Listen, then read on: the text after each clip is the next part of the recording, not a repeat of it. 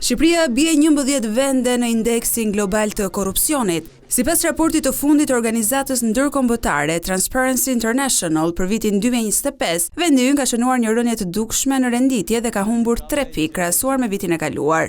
Nga 42 pikë, Shqipëria ka rënë në 39 pikë. Në raportin e vitit të kaluar, Tirana zyrtare renditej e 80 mes 180 vendeve, ndërsa sot vendi renditej ti 91.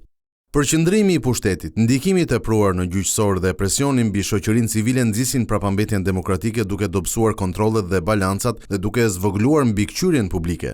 Në të gjithë Ballkanin Perëndimor, transparenca e vendimeve për projektet e investimeve me vlerë të lartë është një dobësi e zakonshme. Rregullat e pezulluara të transparencës dhe kompetencat diskrecionare të pakontrolluara po i vënë fondet publike në rrezik korrupsioni ndërsa gërryejnë besimin publik.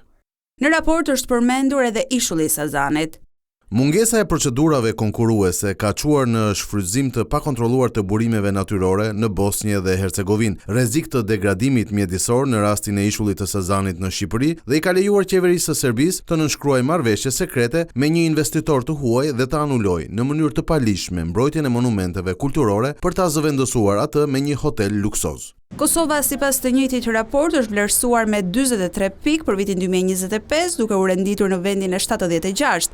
Malizi është vlerësuar më mirë në Ballkanin Perëndimor sa i përket luftës kundër korrupsionit. Maqedonia e Veriut me 40 pikë, ndërkohë Serbia ka marrë numrin më të vogël të pikëve.